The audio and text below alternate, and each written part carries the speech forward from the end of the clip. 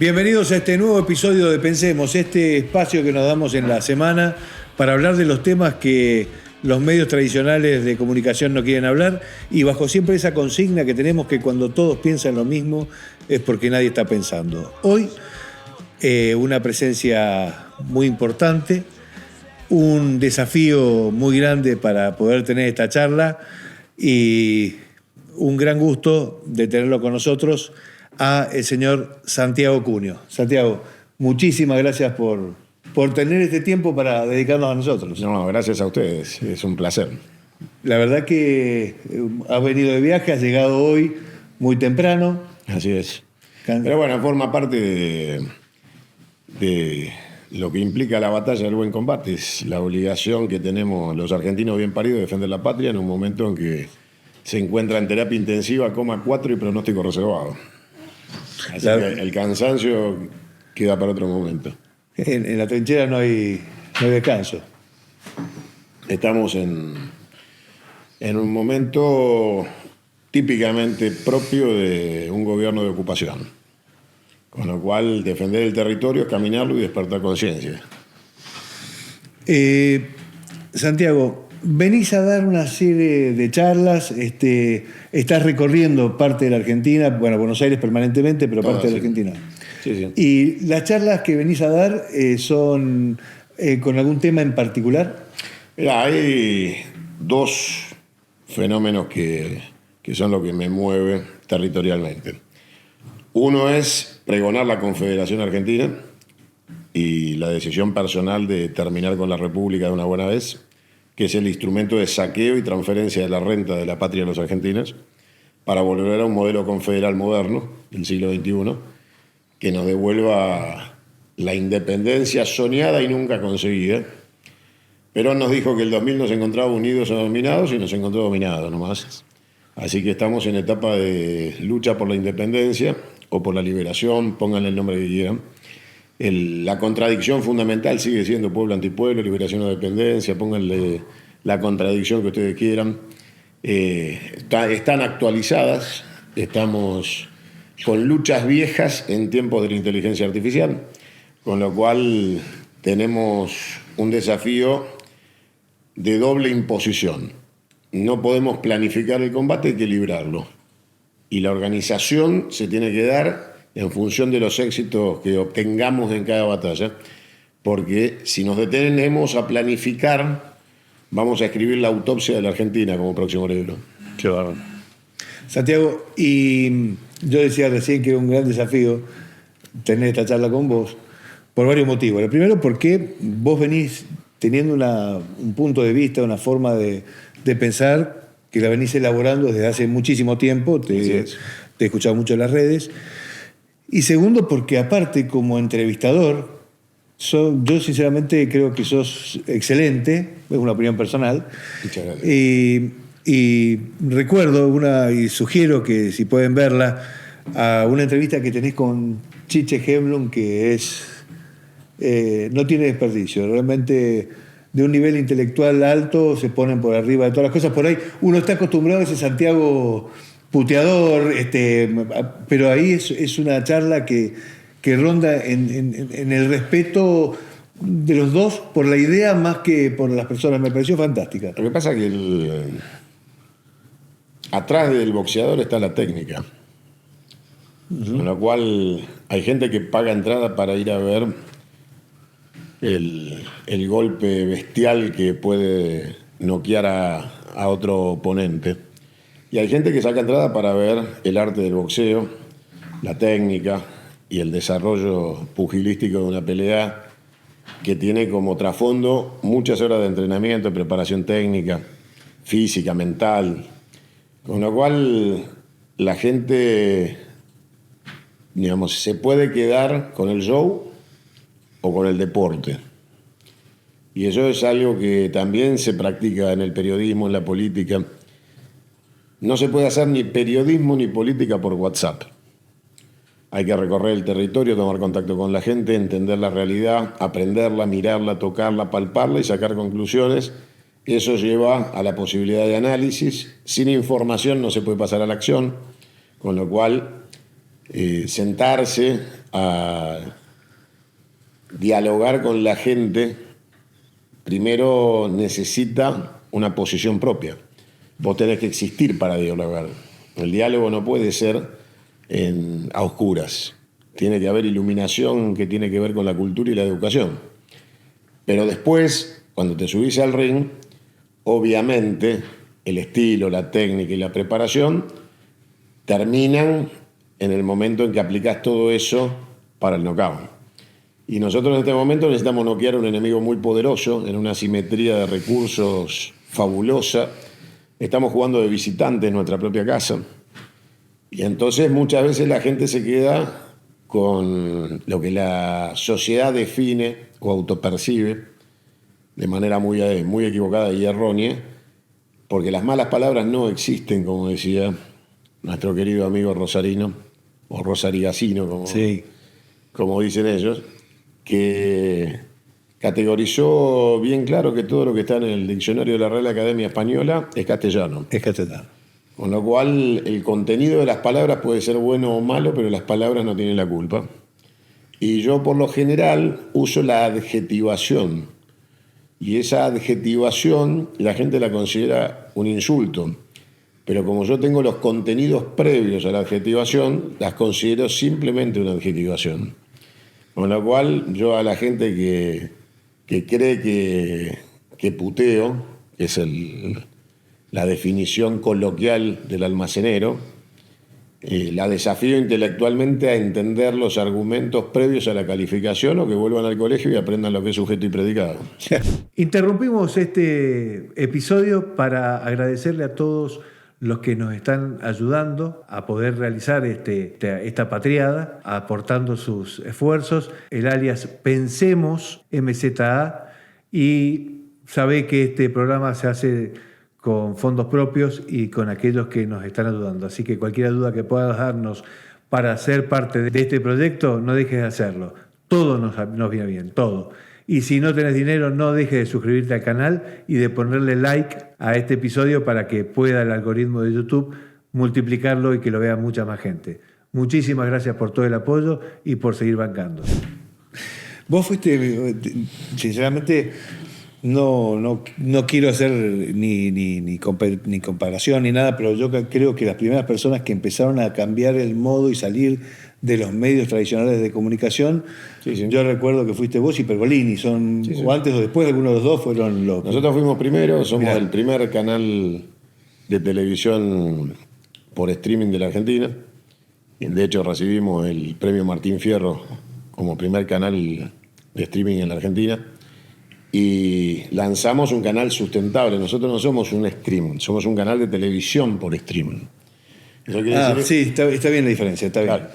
Nosotros tenemos la estructura de un canal de televisión, como cualquier canal que la gente que nos está viendo puede ver en su televisor analógico o en su mundo digital a través del Smart TV. Y tenemos la misma estructura que tiene Canal 9, que tiene Canal 2, que es América, que tiene Telefe o que tiene Canal 13. La diferencia es que cuando todos los equipos, el estudio y la técnica llega a la transmisión, hay canales que transmiten por aire, hay canales que transmiten por cable y nosotros transmitimos por internet. Pero después, todo lo que hace al atrás de la señal es exactamente igual. Tenemos una programación de 24 horas con contenidos individuales y el desarrollo de las producciones independientes de cada programa durante los 365 días del año. O sea, nosotros no tenemos más que cortes publicitarios. Y esto ya hace 8 años para 9. Mira, o sea que fuiste un pionero. ¿Qué notaste? ¿Por qué tomaste la iniciativa de salir del sistema y ponerte desde el otro lado o afuera del sistema? ¿Qué encontrabas? ¿Veías que ya el sistema estaba...? Yo en ese momento estaba en Crónica. Sí. Y a mí el sistema nunca me pudo frenar. La televisión analógica nunca pudo impedir que yo dijera lo que quería decir. Y en todo caso llegó el punto en donde, diciendo lo que yo quería decir hasta el final de lo que yo quería decir, alguien me decía, lo que no puedo es dejar que sigas diciéndolo porque me afecta a mis intereses. Era el dueño del canal. Claro. Con lo cual, como los dueños de los canales de televisión hoy no son ni Romay ni Héctor Ricardo García, que fue uno de mis maestros, la única salida posible era ser dueño de un canal, para garantizar la pluralidad, la transversalidad, la pluralidad de voces que no se aplica en el mundo de los empresarios que no son de televisión, que son Claro. empresarios que compran canales de televisión, que es otra cosa totalmente distinta.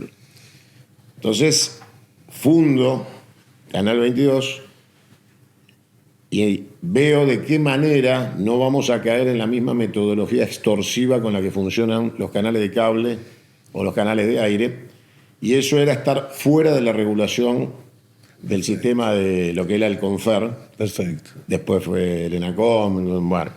Y entonces encuentro el nicho de transmisión a partir de la Internet. Perfecto. Y iniciamos las transmisiones pasando películas para probar la sustentabilidad de la transmisión, porque en ese momento todavía no era la Internet de hoy.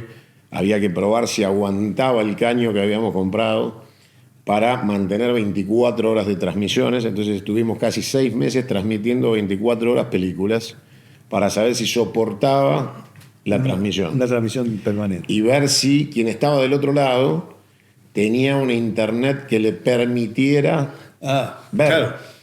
Porque Claro. nosotros tenemos mucha potencia de emisión, pero había que ver qué potencia de recepción tenía la gente en ese momento en sus celulares, en sus casas. Claro. Cuando vimos que estábamos en condiciones de transmitir, Uno se olvida de eso, pero así uno sabe. Claro. nosotros medimos todo eso antes de poner la señal al aire. Y hoy hemos evolucionado al punto de tener estudios propios, de ya contar con 24 programas al aire ininterrumpidos. Tenemos miles de horas de televisión en 9 años y grandes hitos de la televisión logrado desde nuestro canal. Hace menos de una semana se cumplió un aniversario de mi festejo de la muerte de la reina de Inglaterra. De acuerdo. Y la gente hizo la conmemoración de mi festejo, no de la muerte de la reina. Sí. Esa conmemoración llegó a 10 millones de visualizaciones. Y La conmemoración. La conmemoración del festejo llegó a 10 millones de visualizaciones. Y el festejo, ese día, como yo anticipé la noticia 40 minutos antes que la monarquía británica confirmara la muerte, que yo ya había confirmado al aire, tuvo 70 millones de visualizaciones. Números impresionantes. Santiago, venís a dar una charla acá a Mendoza sobre confederación. Así. Te decía antes que me parece que es el tema que vos defendés a capa de espada, contra viento y marea, desde hace mucho tiempo. Así es. ¿Podemos profundizarnos, meternos en ese...? Yo pasé por la etapa que todo argentino en algún momento de debilidad cruzó frente a la estafa republicana. Y es pensar que desde adentro se puede cambiar. Entonces, uno dice, bueno, es una cuestión de personas. Entonces cambiemos las personas. Es una cuestión de partidos. Es una cuestión metodológica. Hasta que finalmente la sucesión de fracasos en emprendimientos, ganando y perdiendo elecciones. Sí. Porque me tocó ser parte de frentes que ganaron gobiernos nacionales y provinciales y frentes que los perdieron, y nunca por adentro se cambió absolutamente nada. Entonces me di cuenta que el problema era sistémico. Y eso que está diciendo es una realidad. O sea, Es un esto hecho no, fáctico, claro. que se comprueba con el día de ayer con el tema de la represión a los jubilados. Yo estuve ahí y estaba solo, absolutamente solo. El único dirigente presente y figura pública nacional que estaba presente junto a los jubilados era yo. Y Luis Zamora, el viejo Sí. del MAS, que es el único que anduvo dando vueltas. Después, Camioneros con Pablo Moyano se quedó a 600 metros del Congreso, con lo cual es como ir a ver un mundial y quedarte en el hotel a verlo por televisión. Sí. Y Axel Kicillof se sacó una foto con sus ministros a más de 400 metros del Congreso, con lo cual evidentemente No dejó de ser una pantomima. la soledad profunda de los jubilados en su merecido 82% móvil vetado por Cristina, porque hay que recordarle a la gente que el veto de Milei es igual que el de Cristina. Cristina vetó el 82% móvil y Milei le vetó. Y los mismos que le vetaban a Cristina hoy votan son los mismos, operan igual. A favor de que no haya veto. El tema es que son la víbora bicéfala, son dos cabezas de un mismo cuerpo y operan como alternancia, pero no como diferencia. Entonces, ellos se alternan. El progresismo es liberalismo con polenta, con lo cual lo que hacen es ofrecerte periodos de tiempo en los cuales se distribuye polenta como mejora de una situación de ajuste que va a justificar el próximo ajuste. Y finalmente, el ajuste se está llevando adelante con represión y no hay ninguna dirigencia política que esté poniendo el pecho conmigo, como estuve ayer ahí, para evitar que algunos jubilados recibieran gases, palazos o represión, como la pobre jubilada a la cual la pisó una moto.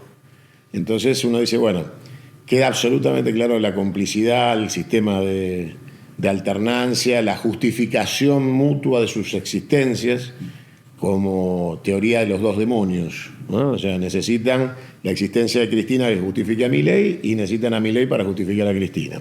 A tal punto que mañana, viernes, yo doy una charla en Luján de Cuyo pregonando el peronismo, el nacionalismo y la confederación, y el mismo día Cristina dice, se autopercibe, como para titular una charla de ella con el nombre de charla magistral. Claro, claro. Entonces yo, humildemente y con mucho cariño a la señora de los chocolates de Rapa Nui, le diría que una clase magistral la podía dar Einstein o Borges, Favaloro, pero no está en condiciones. Pero viste que todo tiene esa adjetivación sobre algo superlativo, magistral, máximo. Sí. Bueno, la realidad es que, digamos, si ella quiere dar una charla, tiene todo el derecho del mundo a dar una charla. Fue presidente de la Nación, fue vicepresidente de la Nación, fue la que eligió a Alberto Fernández, puede dar charla de un montón de cosas. Pero de ahí a que sea magistral y que el título rimbombante de sus charlas sea charla magistral de Cristina, es casi para una humorada, una falta de respeto. Volviendo al tema, ¿qué es un sistema confederado? Permitime un segundito. Bueno. Los otros días estuvo con nosotros el profesor Horacio Giusto. Uh-huh. No sé si lo conocés. No. Y él hace una crítica a la democracia, uh-huh. No hace una crítica al republicanismo. Dice que la democracia de alguna manera se diluye las responsabilidades, entonces ponía el ejemplo del aborto, ¿no? Una mujer va a hacer un aborto, entonces ¿es culpa de ella? ¿O es culpa o la responsabilidad del médico que lo hizo? ¿O es de los ciudadanos que pagan sus aportes, impuestos para soportar una clínica que haga esos abortos? ¿O es culpa de los diputados que lo votaron a favor? ¿O de los senadores que lo votaron a favor?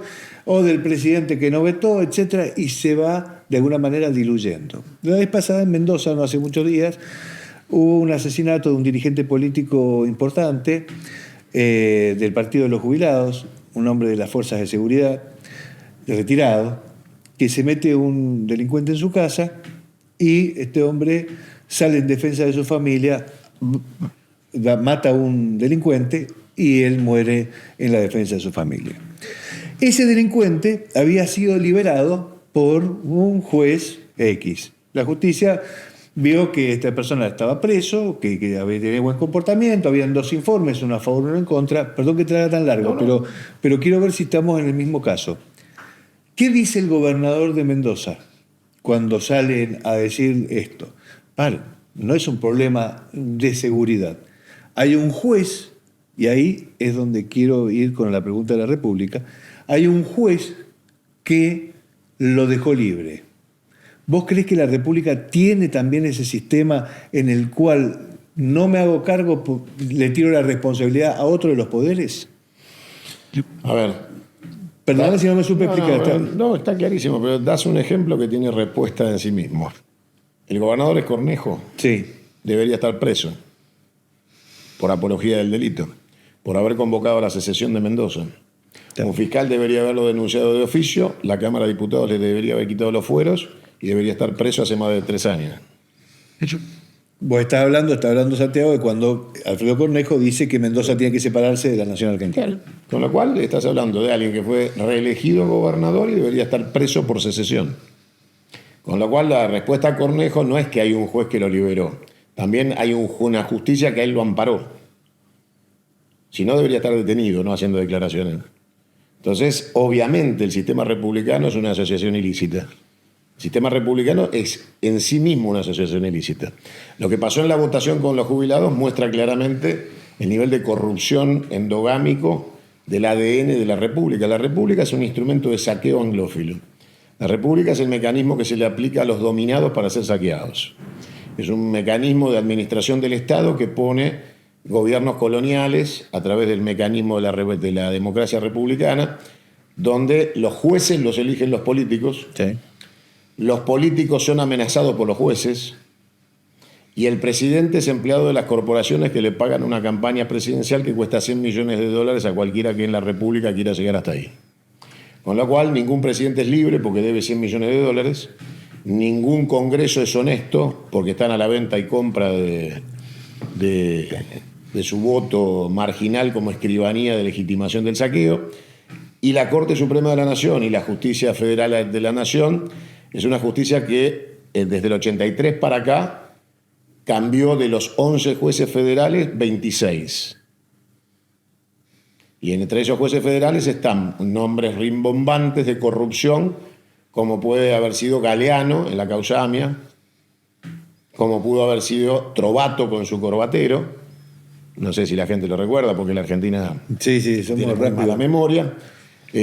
También tenemos Ollarvide, con sus prostíbulos. Entonces, está claro que la compra y venta de sentencias judiciales, una corte con 4 miembros, es la única corte suprema del mundo que no tiene número impar, con lo cual está garantizada la corrupción, porque cuando el número es par, tiene que haber acuerdo. No hay manera de desempate, salvo que se llame un conjuez, para lo cual ninguna sentencia podría estar saliendo hoy en la Argentina de la Corte, porque se necesitaría un conjuez para cada dictamen, con lo cual sería imposible que dictaminen. Entonces tenemos un triángulo perverso de origen masónico y saqueador anglófilo, que está constituido por 3 poderes que son una asociación ilícita al servicio del saqueo y la transferencia de la renta. Entonces, si sale un delincuente, el gobernador, que debería estar preso porque la justicia no funcionó, te termina haciendo declaraciones de la muerte de la persona que pagó al delincuente que se le metió en su casa. ¿Qué es culpa? De la pobreza que genera la política, de los jueces que los liberan y de una sociedad que es cada vez más pobre, porque esos 3 poderes de la corrupción transfieren la renta de los argentinos al extranjero de manera criminal en un nombre cortito que se llama deuda. Con lo cual, salir de la República es volver a la soberanía. Y la soberanía ordena, en mi planteo confederal, la justicia deja de ser un poder del Estado para ser un servicio público, con lo cual se aleja de la relación con la política, porque nosotros... No estaría, perdón que te interrumpa, pero la verdad es que para tratar de entenderlo. Sí. Por ejemplo, acá en Mendoza hay un ministro de Justicia y Seguridad. O sea, ¿estaría dentro de un rango ministerial, lo ves vos? De ninguna manera. La justicia tiene que ser independiente absolutamente de la política. Tiene que tener autarquía y autonomía, y por eso debe dejar de ser un poder del Estado para ser un servicio público. Porque si es un servicio público, el gobernador y el ministro va preso, porque no hay sistema extorsivo sobre la justicia, ni la amenaza del juicio político al juez, porque nosotros proponemos que el sistema de justicia sea integrado, elegido y de alguna manera rectorado o controlado por aquellos que constituyen el Poder Judicial, que son los abogados. O sea, los cuerpos colegiados de abogados son los que deben controlar el accionar de los jueces y fiscales. Nosotros proponemos la elección directa de los fiscales, como pasa en Estados Unidos. ¿Y la elección de los jueces? Los jueces deben ser rotativos, no vitalicios, deben pagar impuestos como cualquiera, deben rendir exámenes periódicos para para la habilidad como juez, pero todo eso lo debe ordenar en un sistema confederal cada provincia. El problema es que la República les enseñó a pensar a todos como corderos de corral. Entonces creen que la justicia la vamos a arreglar los bonaerenses desde la capital de los porteños y desde ahí les vamos a decir cómo tienen que manejar la justicia. Cunio lo que dice es que cada provincia vuelve a gozar de su autonomía plena, como el sistema confederal lo marca, y en ese contexto cada provincia va a tener que resolver su modelo judicial. No lo resuelve el Estado Nacional Central Unitario, lo resuelve cada provincia. Lo que sí debe existir es una justicia confederal para los temas federales, porque hay una diferencia entre confederal y federal, y entonces todo aquello que es federal, del gobierno confederal, debe existir una Corte Suprema de Justicia con cargos rotativos compuestos por representantes de las provincias. Cada provincia debe nominar al integrante de la Corte Suprema por su provincia en el turno que le toca. Y esto permite que la Corte Suprema sea rotativa, no vitalicia, y que las provincias integren por número igual la Corte de manera rotativa. Para eso vos tenés un sistema de backup, y es que si decidiéramos todos que la Corte dura 10 años o 5, sí, y que las provincias van a rotar la cantidad de miembros, que pueden ser 11, pueden ser 5, lo que se determine.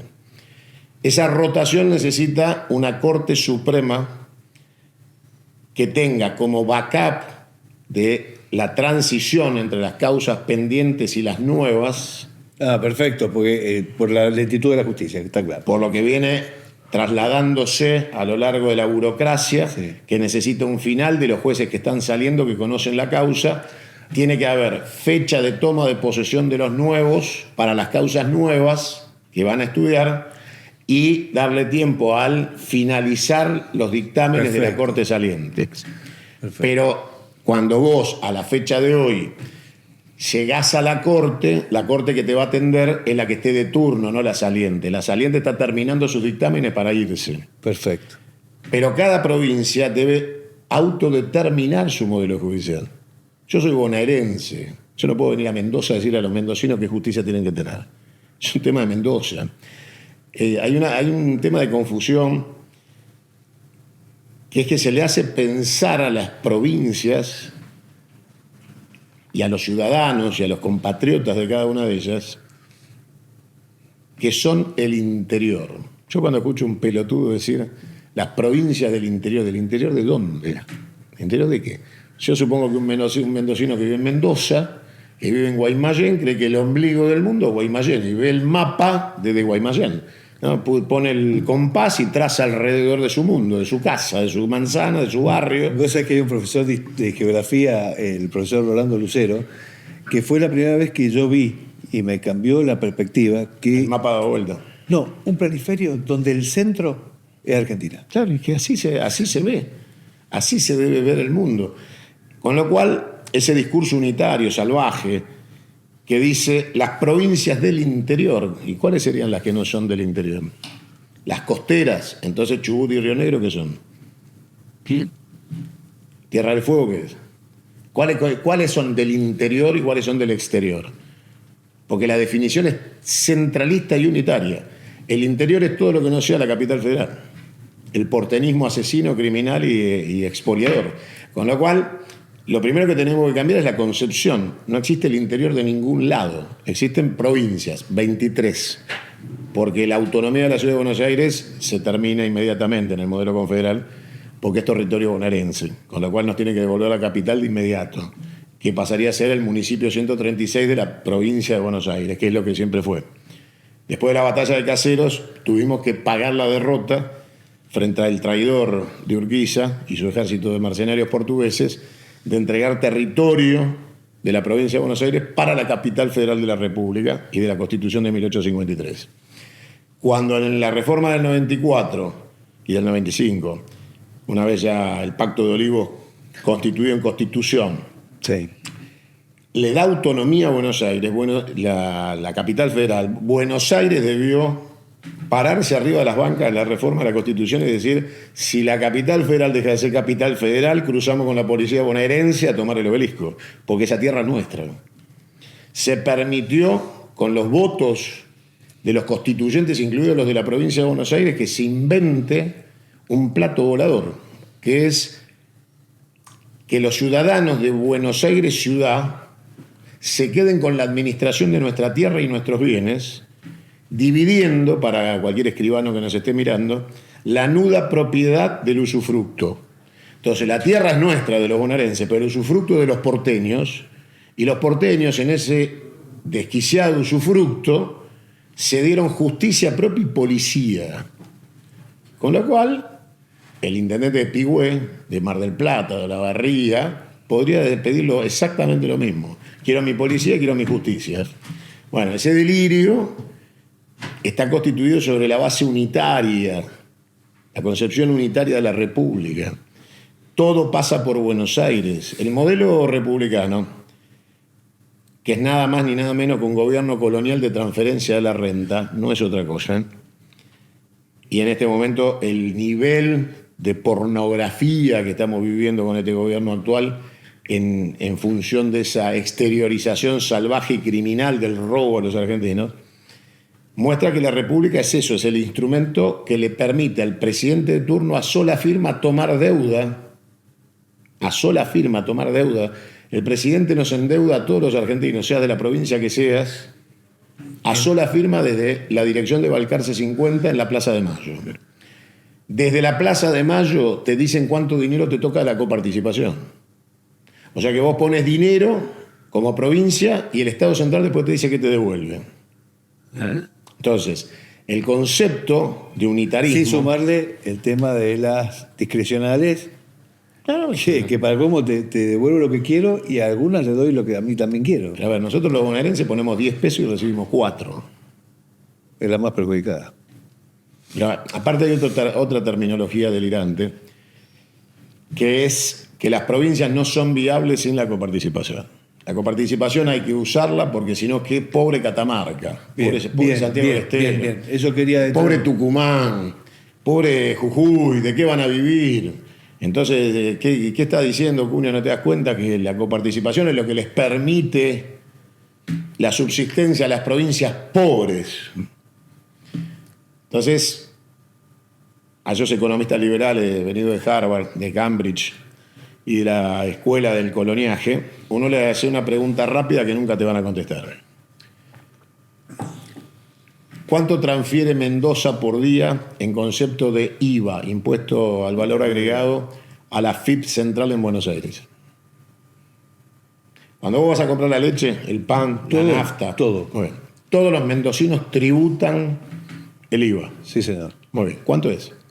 El 21%. No, ¿cuánto es el monto? No, el gobernador de Mendoza les dijo alguna vez a los mendocinos cuánto representa el IVA que Mendoza transfiere al gobierno central. No.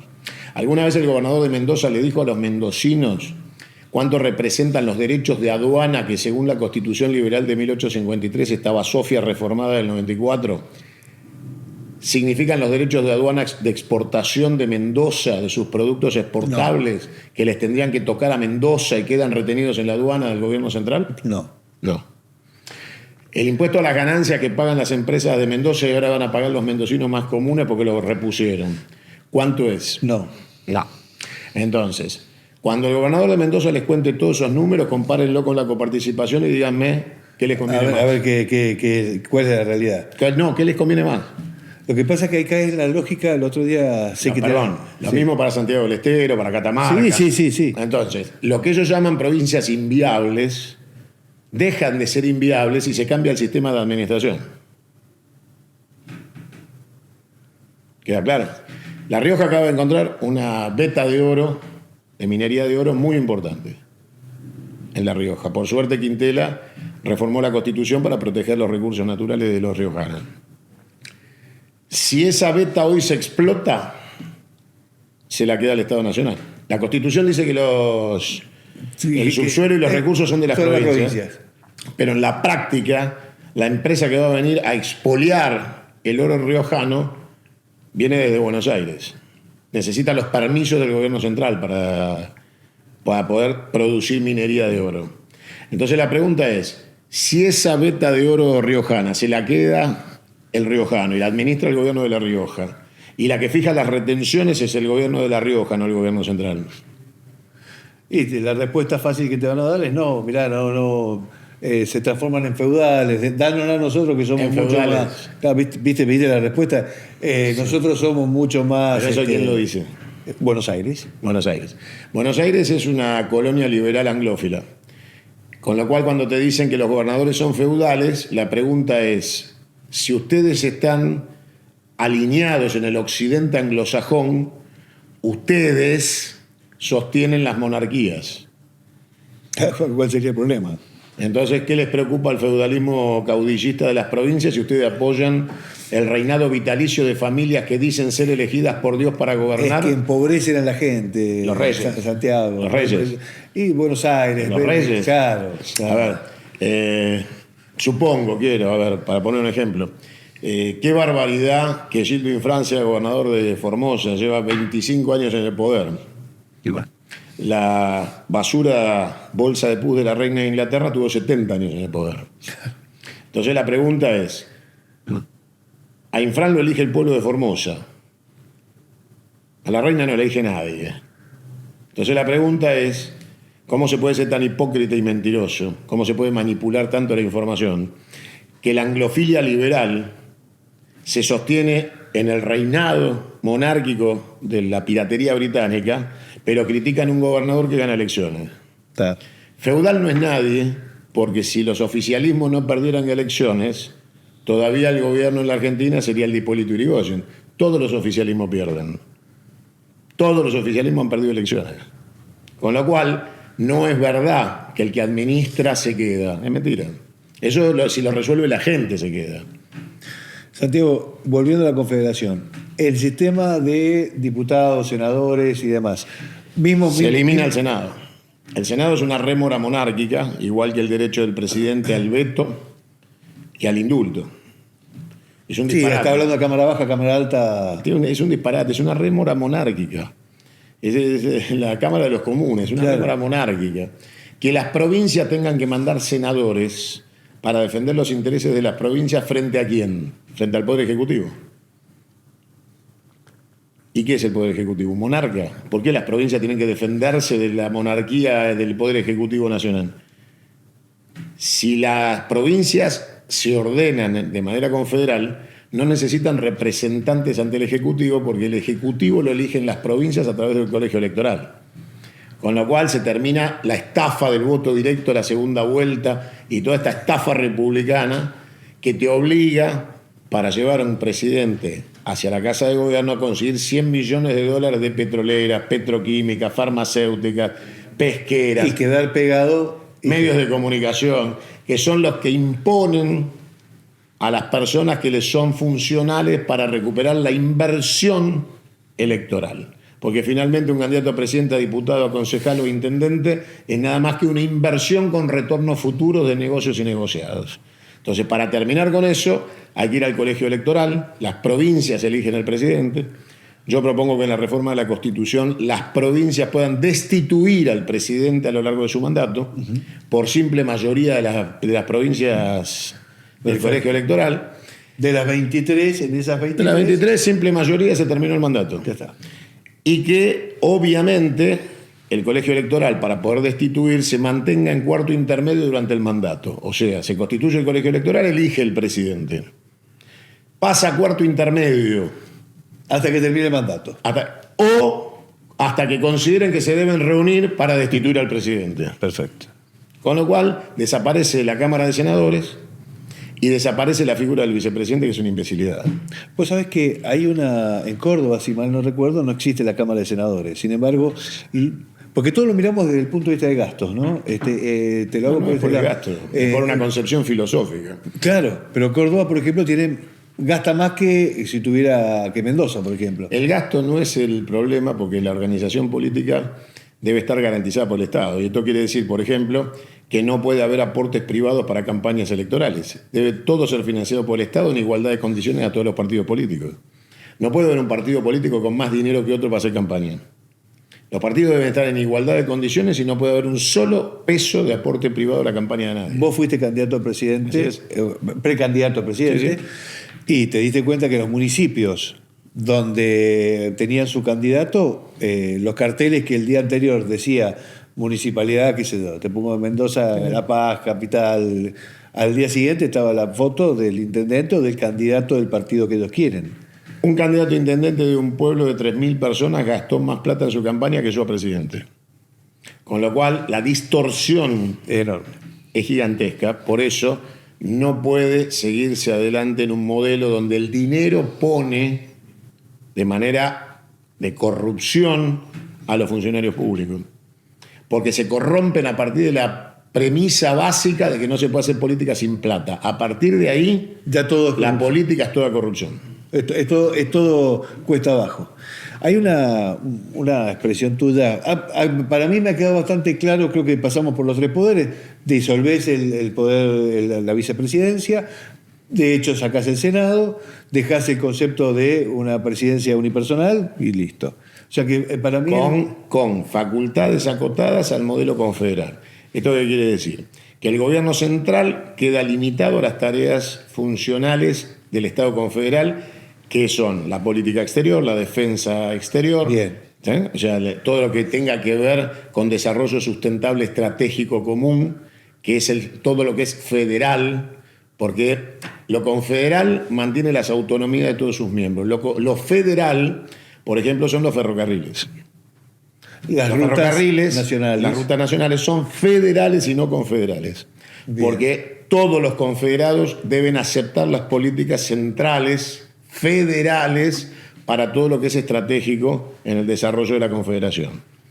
Entonces, vos podés tener un tren provincial mendocino y con ese tren hacer lo que vos quieras, pero vos no podés alterar la decisión estratégica federal de la política federal de transporte de los trenes confederados. Con lo cual, las políticas federales que tienen centralidad en el presidente confederal son aquellas que atañen al conjunto de toda la confederación. La política nuclear. ¿Sabés algo vos que estás siempre informado? ¿Calem? ¿Proyecto Calem? Está todo suspendido, está todo en desmantelamiento. Proyecto Calem es un proyecto de un mini reactor nuclear que a muchos asusta, pero la energía nuclear, sin lugar a dudas, es la energía más limpia y que es único en la especie. De todas maneras, yo te aclaro que digamos, no solo es la energía más limpia, sino que yo le daría uso militar. Con lo cual, el acuerdo de la Argentina de la no proliferación hay que salir en los primeros 3 minutos. La Argentina debe ser nuclear desde el orden militar también, que es la única manera de sostener la defensa de los intereses nacionales en el siglo XXI. Bien. Y la otra herramienta similar a la tecnología nuclear es la inteligencia artificial, con lo cual el Estado debe manejar las dos armas de destrucción masiva, la nuclear y la inteligencia artificial. Hay una charla tuya que siempre me gustó y me quedó pegada en la cabeza, que vos hablás sobre que estamos conviviendo en una Argentina, en un mundo donde conviven el siglo XIX, el siglo XX y el siglo XXI. Así es. Haciendo alusión en ese momento creo que hablabas de la calefacción. Sí. ¿Querés profundizarlo eso? Sí, claro. Lo vas a ver en Mendoza, salir a caminar y te vas a dar cuenta que tenés 3 siglos en uno. Vos en Mendoza vas a encontrar gente que va a comprar leña, no porque le guste tomarse un whisky frente a un hogar, sino porque necesita calefaccionarse y recurre a la leña. Si tiene algo más de plata, algún combustible como el querosén, y si no llega ni a la leña ni al querosén, quemará basura, ¿no? Y que es la manera de calefaccionar de aquel que está en el siglo XIX. Pero vos sabés que es tan profundo lo que decís, que hay barrios, por ejemplo, en la capital de Mendoza hay un barrio muy, muy marginado, que no es un mal barrio ni mucho menos, pero se llama La Favorita. Y cuando en Mendoza hacen las podas, esa leña van y la tiran en las puertas de las casas, digamos. O sea, no es que te están diciendo vamos a buscar la forma en que vos salgas de esto, sino que la idea es que sigas estando en el siglo XIX, ¿no? A ver, el siglo XIX, el siglo XX y el XXI se dividen desde el punto de vista de la calefacción, de la tecnología. ¿Saben? A ver, existe todavía la persona que no tiene acceso a un televisor analógico y mucho menos a un Smart TV y escucha radio. Sí. ¿Está bien? O que no tiene ningún instrumento, pero tiene un celular, aunque sea de los más simples, que manejan Android y escucha radio, pero por el celular, porque cambió el receptor y ahora escucha el celular. Tenés una segunda etapa del siglo XX donde tenés el que accedió al televisor, pero no le alcanzó para la era digital. Y tenés un segmento muy, muy privilegiado de la sociedad argentina que accede a las tecnologías de punta y que ya está con celulares de proyección de pantalla, o sea que podés prescindir del receptor porque el celular te proyecta contra la pared una pantalla lo que vos quieras ver. Sea televisión analógica, sea YouTube, sea Facebook, sea lo que sea, Canal 22, lo ves en la pared de tu casa con el celular, con una proyección de calidad HD. Podés acceder a lo que se viene dentro de muy poco tiempo. En 5 años vas a estar hablando de holografía. Va a desaparecer el artefacto material y vas a empezar a tener proyecciones holográficas. Vas a tener proyecciones de partidos de fútbol holográficos en estadios. O sea que va a estar el estadio donde se está jugando físicamente el partido y un estadio lleno viendo un partido holográfico con los jugadores en la cancha sin que estén ahí, pero con proyección holográfica de presencia. Con lo cual el siglo XXI, como te decía hace un rato, es un desafío de acción. Ya no hay tiempo de pensarlo, hay que vivirlo y ganarle la batalla de la administración de los recursos antes que esto sea poshumanismo. En la etapa del poshumanismo, la gente que está en el siglo XIX debe morir. La gente que está en el siglo XX debe ser zarandeada para elegir quiénes mueren y quiénes se quedan para ingresar al siglo XXI. Con los que están en el siglo XXI necesiten para que le hagan de servidumbre. Con lo cual... ¿Te acordás del libro? Bueno, yo lo menciono mucho porque para mí es el de George Orwell, sí. 1984. 1984. Pero sí, también Un mundo feliz de Huxley. Sí. Pero, sí. A ver, o incorporamos a toda la masa de trabajadores y desprotegidos al sistema, o el sistema los va a eliminar. ¿Y no crees que la Agenda 2030 de alguna manera está apuntando a eso? La Agenda 2030 es una planificación estratégica de un modelo supranacional corporativo que busca el fin de las naciones.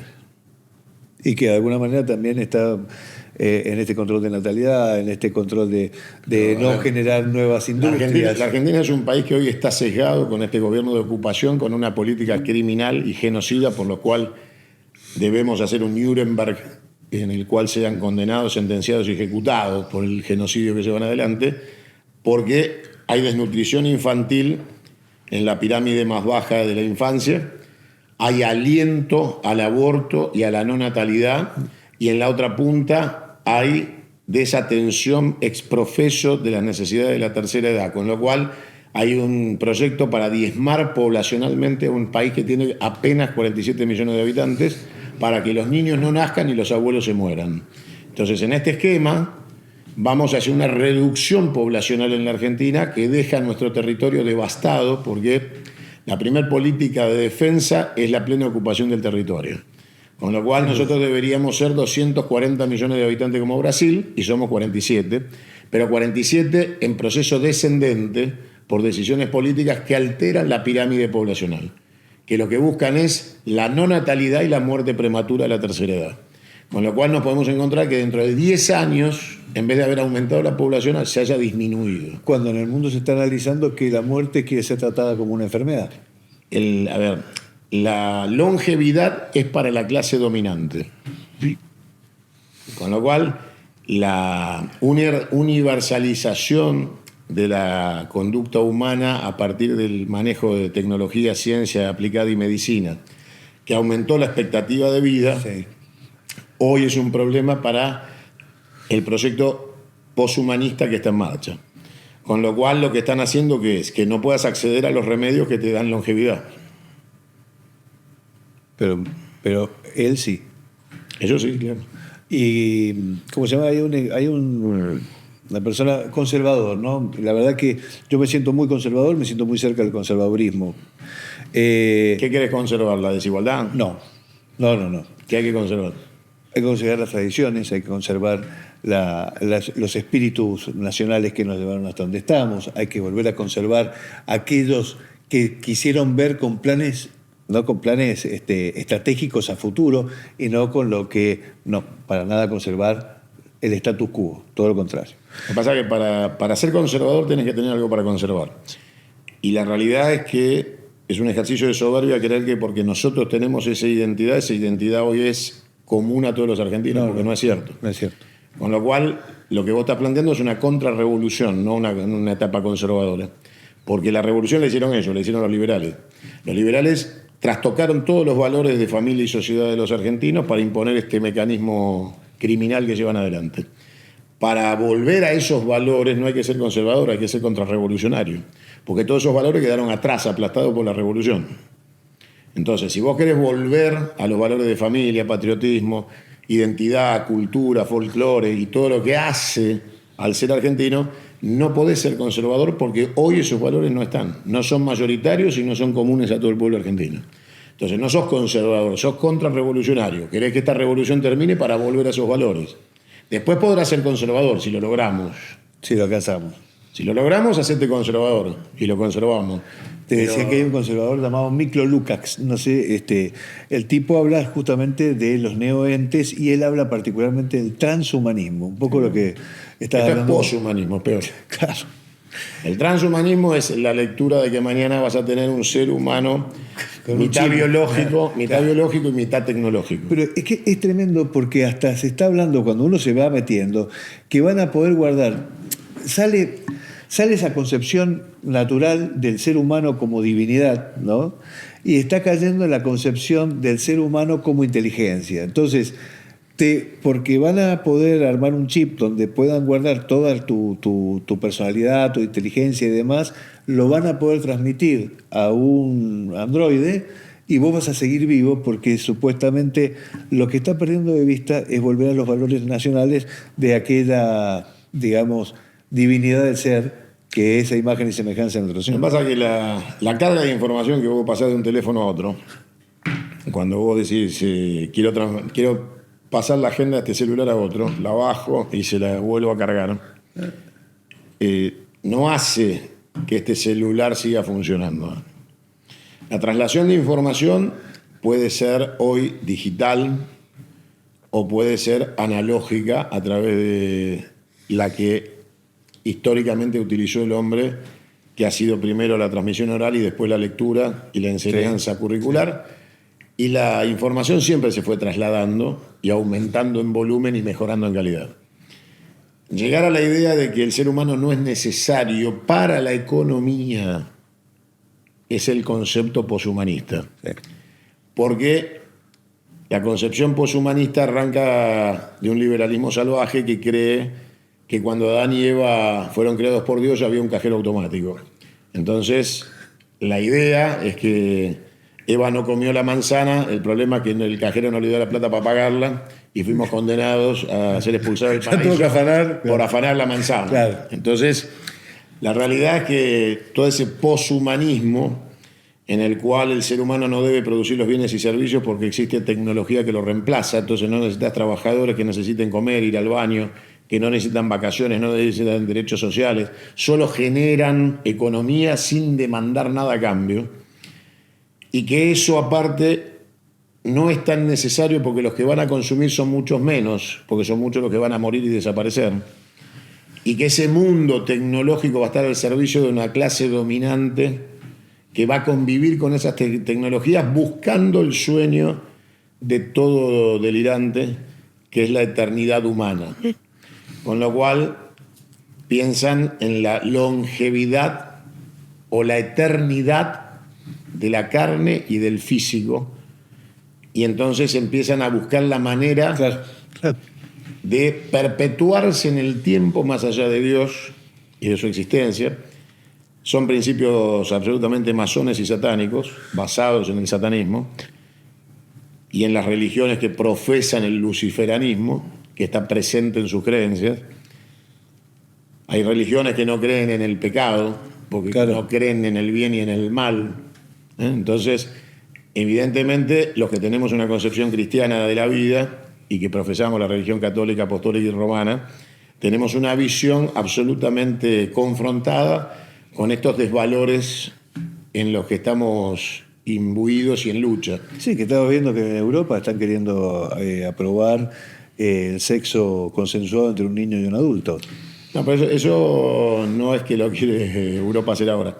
Eso lo escribió el filósofo de cabecera del esquizofrénico enfermo mental de Milley, que es Rothbard, que es Murray, que escribió taxativamente que el Estado no debe meterse en las sábanas de las personas.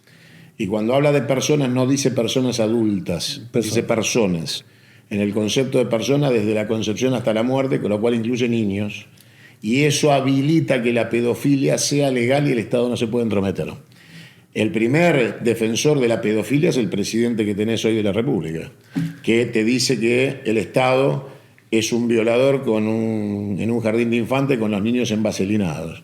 Entonces te da la imagen clara de que ha visto películas pornográficas de pedofilia, porque eso no es una imagen que surja de la imaginación de nadie, sino de la repetición de algo visto. Con lo cual, la defensa de las libertades al extremo de que un adulto pueda estar con un niño y el niño pueda dar consentimiento sexual, empieza a partir del intento de la baja de imputabilidad de los menores para delitos, que hacen que si un chico pueda ser imputado a los 12 años por un delito como un adulto, también pueda votar y también pueda tener sexo. Eso es verdad, sí que no lo había hecho. Me parece que está bueno profundizarlo. ¿Vos creés que va a trabajar esa idea de que vos seas punible a una pena? Es el anticipo de la pedofilia.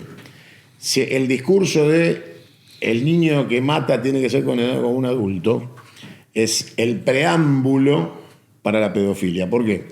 Porque el porcentaje de los niños que cometen delitos es absolutamente, infinitamente exponencial a la realidad de los millones de niños que hay en la Argentina. Claro. La realidad es que hay 1 millón de niños que se van a la cama sin comer en todo el día en la Argentina. Con lo cual, eso es un número real. En la Argentina los niños pueden ser violados o desaparecidos o traficados o vendidos como órganos, como lo han, por bandas de pedófilos vinculados a la política, a la fuerza de seguridad y la justicia. Eso es el hecho de cómo trata la sociedad a los niños. Cuando los niños son víctimas no aparecen nunca más. Cuando el niño mata, debe ser condenado como adulto. Pero a la edad de la baja de imputabilidad se va a fijar la tolerancia de su elección sexual, de su capacidad electoral, porque si puede ser condenado, puede tener sexo y puede votar. Vos lo conocés a Javier Milei y vos siempre decís que vos lo descubriste. Sí, que él empezó en uno de tus programas. Empezó en mi programa, sí, 1 más 1, 3. Y bueno, 1 más 1, 3 sigue. Sí, tiene 12 años. 12 años, y que vos tenías, y que estuviste mucho tiempo con él. Y vos... 4 años. 4 años. Y vos ahora permanentemente, de alguna manera, lo tratás, bueno, como todos sabemos que lo tratás, como como se merece. El esquizofrénico... Sí. Esquizofrénico, psiquiátrico, tracción a clonazepam. Exactamente. Con una aclaración importante. Yo no lo hago como ofensa, sino como diagnóstico clínico. Porque las personas que tienen problemas de esquizofrenia o psiquiátricas no son peligrosas para la sociedad. Son personas enfermas. El peligro es que tengan poder. Con lo cual, cuando yo le digo esquizofrénico y enfermo mental, es una descripción clínica. Está enfermo de la cabeza y es esquizofrénico. El problema no es que lo sea. El problema es que es presidente. ¿Y vos sabías eso desde que lo conociste? Sí, claro. Siempre fue. Yo decía, bueno, estuviste 4 años con él, nunca te diste escuchando cuenta. Las barbaridades que me contaba, porque obviamente es una persona con profundas debilidades, es un pobre tipo. ¿Y vos cuando estabas con él te diste cuenta de eso y aún así seguiste en tu vínculo con él? ¿O ya... Yo no tengo miedo a tener en mi equipo de trabajo una persona que se está tratando por alguna cuestión psiquiátrica. A ver, yo no participo de la segregación de aquellos que tienen tratamientos psiquiátricos y pueden prestar un servicio y pueden trabajar y ganar la plata trabajando. El problema es que Milei, entre otras cosas, me dijo que trabajó para los narcos asesorándolo, con lo cual no está trabajando. Entonces, vos lo que tenés que pensar es tener a alguien en un equipo de trabajo, porque todo el mundo habla de inclusión y nadie incluye a nadie. En nuestro canal hemos tenido todo tipo de diversidades de personas que trabajaron con nosotros, incluido una persona que tiene una enfermedad mental y es esquizofrénico y es Milei. Santiago, otra cosa muy importante que yo reconozco en vos, que es que vos sos el primero, siendo peronista, que denunciás a todo este tema de... Alberto Fernández. Sí, de Alberto Fernández, claro. las mujeres que iban allá y El demás. prostíbulo de Olivos. De prostíbulo de Olivos. Y manejaste una información que viste, en su momento nadie te dio bola y hoy todo marca que fue así. Yo reconozco el valor tuyo porque podría haberlo hecho alguien del radicalismo, del PRO o algún libertario y sin embargo fuiste vos el que marcó eso. Primero que ninguno de ellos podría haberlo hecho porque no manejan ningún tipo de información. Y como te dije hace un rato, sin la información no puedes pasar a la acción. Por eso son el fracaso que son. Porque operan sin información. Y segundo, yo soy peronista y estoy obligado a denunciar a cualquier corrupto, hijo de puta mal parido que esté en la Casa de Gobierno utilizando la Quinta de Olivos como prostíbulo, mientras el pueblo argentino padecía los efectos de una pandemia y de un efecto criminal que llevó a mucha gente a no poder despedir a sus seres queridos, al dolor de verlos morir en sus brazos, mientras este hijo de puta se prostituía como presidente, pagando con cargos públicos y dinero del Estado las putas con el que consumía, porque ni siquiera lo hacía con plata propia. Con lo cual, la verdad que la prostitución no es un delito en la medida que las prostitutas no cobren con dinero del Estado. Entonces, lo que teníamos era una situación de confrontación moral, un grupo de amorales que se divertían y se reían del dolor de la sociedad y de un padre que perdía una hija y la cruzaba a UPA. De la frontera de una provincia a la otra, porque este hijo de puta estiraba los procesos de encierro para mantener imágenes positivas mientras estaba de joda en la Quinta de Olivos consumiendo falopa con putas. Con lo cual, lo que está claro, y pegándole a la mujer. Con lo cual, yo lo que hice fue lo que tiene que hacer cualquier argentino bien parido, y es denunciarlo. Y cuando lo denuncio, no hay estructura corporativa que lo evite. No existe el compañero de nada, compañeros son las pelotas y se chocan, entonces no existe la alusión al silencio del compañero, del peronista, ni de nada. Un corrupto es un corrupto y se lo denuncia. Y aparte Alberto jamás fue peronista. Pero vos te das cuenta que existe como que tiene que haber una tolerancia... Cero. La tolerancia de la corrupción es cero. Una tolerancia ilimitada para cuando vos está el de tu partido, ¿viste? Cero, yo tengo tolerancia cero. Yo soy peronista nada más. Soy nacionalista y peronista. Mi tolerancia a la corrupción es cero. Cero. Y vos también dejás entender y entrever de que cuando nos enteremos lo que está pasando ahora, puede... Va a ser Walt Disney. Alberto es Pluto. ¿Lo decís con información? Siempre, no hablo sin información. Lo que tengo a favor es que a confesión de parte relevo de pruebas. Con lo cual, lo que yo siembro hoy, la historia te lo va a demostrar mañana y me vas a volver a decir tenías razón. Santiago, ¿cómo estás viendo el peronismo mendocino? Mirá, tienen un desafío enorme por delante porque, como te dije hace un rato, tienen un gobernador que tendría que estar preso y perdieron. O sea, no se puede perder contra alguien que tiene que estar preso por intento de secesión. ¿No lo consumió acá? ¿El peronismo no fue consumido por el kirchnerismo? El kirchnerismo es una experiencia progresista, posmoderna, que se murió con Cristina. Cristina es un cadáver político en el cual muchos tienen afecto y cariño por la ampliación de derechos que llevó adelante con la plata que juntó Néstor y ella dilapidó. En este país, vos creés, perdóname, ¿no? Que te interrumpa, pero sí me acuerdo la frase del Turco Asís, ¿viste? Cuando hablaban de Cristina cuando asumió Macri y que era un cadáver político y que decía el Turco Asís, ¿y si les ganan? Ahora que la estén subiendo de nuevo. Porque el éxito del nuevo es el fracaso del anterior. Pero ahí es donde volvemos al principio de esta charla. Yo soy confederado, vomito sobre toda la República. Desde Cristina hasta Milei, pasando por Macri. Nada va a cambiar si se mantiene el sistema.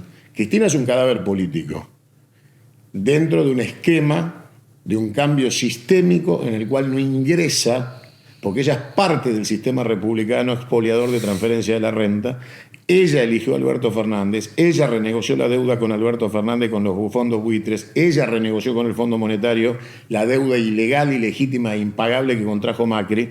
Ella estaba en el Senado cuando legalizó la deuda contraída por Macri con el Fondo Monetario. Ella recibió a la generala de 5 estrellas del Pentágono que maneja el Cono Sur, sentadas tomando té y hablando de una generala empoderada. Sí. Ella es la que dijo a qué hora cierra Rapa Nui.